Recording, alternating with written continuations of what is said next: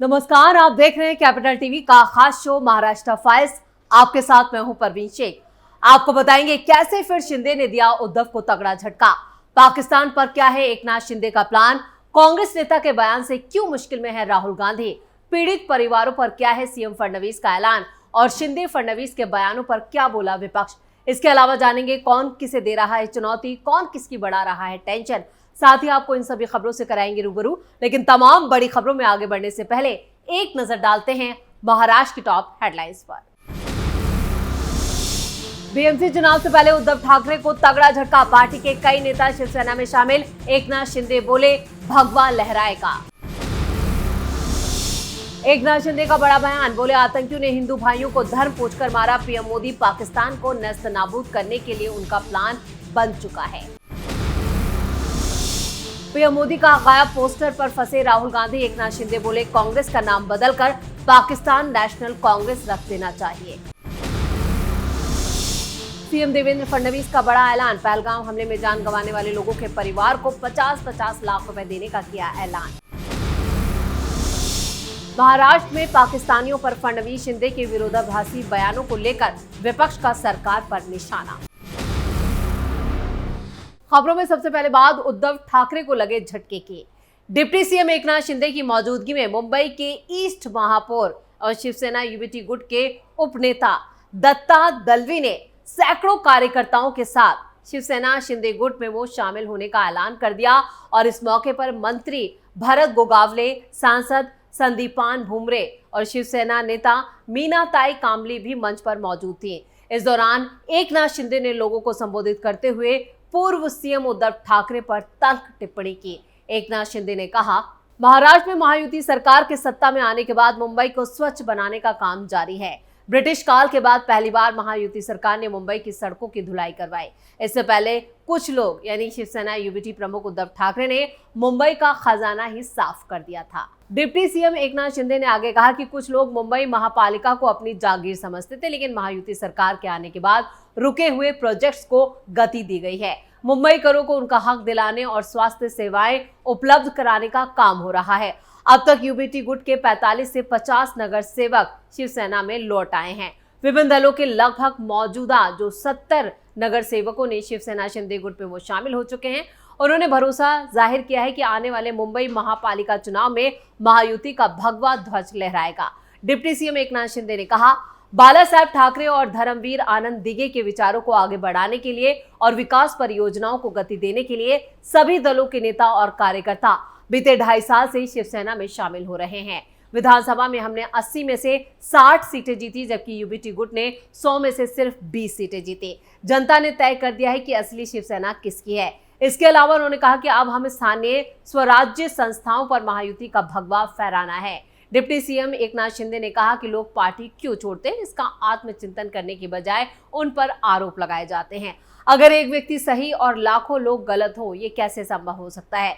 दत्ता दलवी के साथ धारावी, विक्रोली, कांजूर, भांडुप, मुलुंड के महिला विभाग अध्यक्ष, शाखा प्रमुख, उप शाखा प्रमुख सहित 500 से ज्यादा कार्यकर्ताओं ने शिंदे गुट में वो शामिल हो गए। इससे विक्रोली इलाके में यूबीटी गुट को करारा झटका लगा है। वहीं मुरबाड के तालुका प्रमुख, उप तालुका प्रमुख, विभाग प्रमुख, विधानसभा क्षेत्र संयोजक और युवा सेना पदाधिकारियों ने भी शिवसेना शिंदे गुट का दामन थाम लिया है। जलगांव जिले में कांग्रेस, यूबीटी और राष्ट्रवादी कांग्रेस यानी शरद गुट के करीब 2000 कार्यकर्ताओं ने शिवसेना में वो शामिल हो गए, यानी शिंदे गुट में वो शामिल हुए हैं और इसका औपचारिक ऐलान किया गया है। एक तरह से एकनाथ शिंदे ने न सिर्फ उद्धव ठाकरे को करारा झटका दिया है, बल्कि कांग्रेस और शरद गुट के भी कई कार्यकर्ता और नेता जो हैं वो शिंदे गुट में शामिल हो गए हैं। बीएमसी चुनावों से पहले महाविकास अघाड़ी को करारा झटका दिया गया है। हजारों की तादाद में नेता और कार्यकर्ता शिंदे गुट में शामिल हो रहे हैं और एकनाथ शिंदे ने ऐलान कर दिया है कि इस बार बीएमसी चुनावों में सिर्फ भगवा लहराएगा और एक बार फिर एकनाथ शिंदे बड़ी जीत दर्ज करने वाले हैं। खबरों में आगे बढ़ते हैं और बात एकनाथ शिंदे के एक और बड़े बयान की। पहलगांव हमले पर डिप्टी सीएम एकनाथ शिंदे ने बड़ा बयान दिया है। उन्होंने कहा है कि पाकिस्तान को ईंट का जवाब पत्थर से दिया जाएगा और खून का बदला खून से लिया जाएगा। सभी देशवासियों की अपेक्षा है कि इस बार पाकिस्तान का नामो निशान मिटा दिया जाए और हमारे प्रधानमंत्री मोदी ऐसा करेंगे। यह हमें और पूरे देशवासियों को विश्वास है। उन्होंने आगे कहा, पहलगांव में हुआ हमला देश पर हुआ हमला है। सभी देशवासियों ने इसको गंभीरता से लिया है। ऐसे समय पर हमें प्रधानमंत्री और देश की सेना के साथ खड़े होने का समय है। ये समय राजनीति का नहीं है। पहलगांव में बेकसूर लोग मारे गए। दहशतगर्दों ने हमारे हिंदू भाइयों को धर्म पूछकर मारा है। सरकार ने पाकिस्तानियों को देश छोड़ने के लिए बोल दिया है। आतंकवादियों के घरों को उड़ाया जा रहा है। देश के बॉर्डर पर हमारे सेना के जवान हैं, उनके पीछे खड़े रहने का वक्त है। प्रधानमंत्री नरेंद्र मोदी के पीछे खड़े रहने का वक्त है। ऐसे समय पर राजनीति करना गलत है, क्योंकि हमले में बेकसूर लोग मारे गए हैं। पीड़ितों से हमने मुलाकात की तो उन्होंने अपनी आप बीती बताई। आतंकवादियों ने धर्म पूछकर गोली मारी है। वहीं पड़ोसी मुल्क पाकिस्तान पर की जा रही कार्रवाई का भी जिक्र करते हुए उन्होंने कहा कि पीएम मोदी ने पाकिस्तान के खिलाफ सख्त कार्रवाई की शुरुआत कर दी है। केंद्रीय गृह मंत्री अमित शाह ने कहा है कि भारत में रहने वाले पाकिस्तानियों को फौरन देश छोड़ना चाहिए। रक्षा मंत्री राजनाथ सिंह भी पाकिस्तान के खिलाफ कार्रवाई की प्रक्रिया में शामिल हैं। सिंधु जल संधि में भी यहाँ पर बड़ा फैसला लिया गया है और इसे पूरी तरह से रद्द कर दिया गया है। खबरों में आगे बढ़ते हैं तो पहलगाम हमले को लेकर देश भर में आक्रोश है। तमाम नेताओं ने इस घटना की निंदा करते हुए आतंकियों के खिलाफ सख्त कार्रवाई की मांग की है। इस बीच शिवसेना नेता संजय निरुपम का भी बयान सामने आया। उन्होंने कांग्रेस पर निशाना साधते हुए कहा कि आतंकवादी हमले में जिंदा बचने वाले भारतीयों पर शक जताने वाले और शर्मनाक बयानबाजी करने वाले देश विरोधी कांग्रेस नेता बेनकाब हो चुके हैं। उन्होंने कहा कि कांग्रेस का नाम बदलकर पाकिस्तान नेशनल कांग्रेस कर दिया जाना चाहिए। संजय निरुपम ने कहा कि मुस्लिम वोटों के लिए कांग्रेस के नेता भारत विरोधी भूमिका निभा रहे हैं। उन्होंने कहा कि पाकिस्तान नागरिकों के साथ कांग्रेस नेताओं को भी पाकिस्तान भेज देना चाहिए। निरुपम ने यह भी कहा कि हर भारतीय नागरिकों के मन में पहलगाम हमले का बदला लेने की भावना है, लेकिन कांग्रेस के नेता असंवेदनशील बयानबाजी करके पहलगाम हमले के पीड़ितों के जख्मों पर नमक छिड़क रहे हैं। वहीं कांग्रेस के गायब पोस्टर पर महाराष्ट्र के डिप्टी सीएम एकनाथ शिंदे ने कहा, पहलगाम में हमारे बेकसूर लोगों पर हमला हुआ है और ऐसे समय राजनीति करना बहुत ही दुर्भाग्यपूर्ण है। ये उचित नहीं है।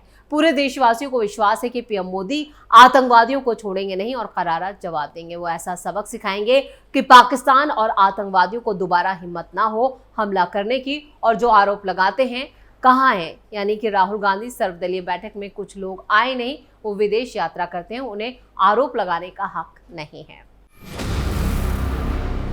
खबरों में आगे बढ़ते हैं और अब बात करते हैं मुख्यमंत्री देवेंद्र फडणवीस के बड़े ऐलान के। पहलगाम हमले में 26 लोगों की जान चली गई। इस हमले में मारे जाने वालों में महाराष्ट्र के 6 लोग भी शामिल हैं। अब मुख्यमंत्री देवेंद्र फडणवीस ने इन मृतकों के परिवार वालों को 50 लाख रुपए की आर्थिक सहायता देने का ऐलान किया है। कैबिनेट की हुई बैठक में मृतकों को श्रद्धांजलि दी गई। उसके बाद यह ऐलान किया गया। मृतकों के परिजनों को 50 लाख रुपए की वित्तीय सहायता के साथ साथ राज्य सरकार इन परिवारों की शिक्षा, रोजगार पर भी ध्यान देगी। इस हमले में मारे गए पुणे के संतोष जगदाले की बेटी को सरकारी नौकरी दी जाएगी। इसकी घोषणा खुद सीएम देवेंद्र फडणवीस ने कैबिनेट बैठक में की। आपको बता दें कि मृतकों में पुणे के संतोष जगदाले के साथ साथ डोंबिवली के रहने वाले 3 भाई तुलमोनू, संजय लेले और हेमंत जोशी और पुणे के कुस्तुभ गड़बोटे और नवी मुंबई के दिलीप देसले शामिल हैं। राष्ट्रवादी कांग्रेस पार्टी शरद चंद्र पवार के अध्यक्ष शरद पवार ने भी हमले में मारे गए कुस्तुभ गड़बोटे के परिवार से मुलाकात की थी। गड़बोटे की पत्नी शुश्रू नारायण ने शरद पवार को बताया कि किस तरह वो पूरा जो भयावह और जानलेवा हमला हुआ पर्यटकों पर, उसकी आप बीती उन्होंने बताया। गौरतलब है कि 22 अप्रैल को दोपहर को पहलगाम की बैसरन घाटी में घूमने गए पर्यटकों पर यहाँ पर हमला किया गया था, बर्बर हमला कर दिया गया था। प्रत्यक्षदर्शियों ने दावा किया कि वो बिना बताए पर्यटकों के पास पहुंचे और इसके बाद इन दहशतगर्दों ने पर्यटकों से पूछा कि उनमें से कौन हिंदू है और कौन मुस्लिम है। दहशतगर्दों ने टूरिस्ट से कलमा पढ़ने तक को कहा। जो नहीं पढ़ पाए उन्हें गोलियों का शिकार बना दिया गया। इस हमले में कुल 26 लोग मारे गए, जिनमें 25 भारतीय और 1 नेपाली नागरिक भी शामिल है। और खबरों के आखिर में बात करते हैं विपक्ष की। महाराष्ट्र में पाकिस्तानी नागरिकों की संख्या के बारे में मुख्यमंत्री देवेंद्र फडणवीस और उप मुख्यमंत्री एकनाथ शिंदे के विरोधाभासी बयानों को लेकर विपक्ष ने सोमवार को बीजेपी के नेतृत्व वाली महायुति सरकार पर निशाना साधा।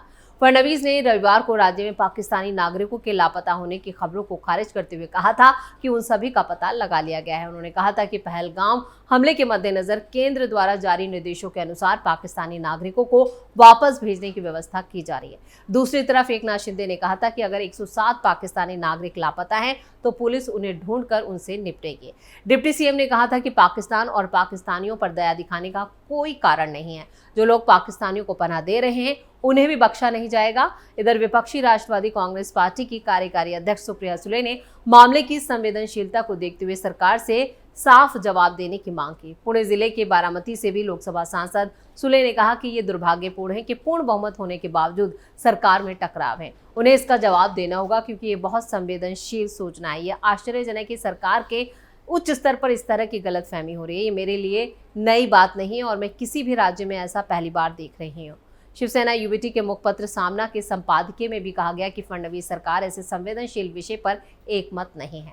उद्धव ठाकरे के नेतृत्व वाली पार्टी ने पूछा, अगर मुख्यमंत्री और डिप्टी सीएम विरोधाभासी बयान देंगे तो लोगों को किस पर भरोसा करना चाहिए।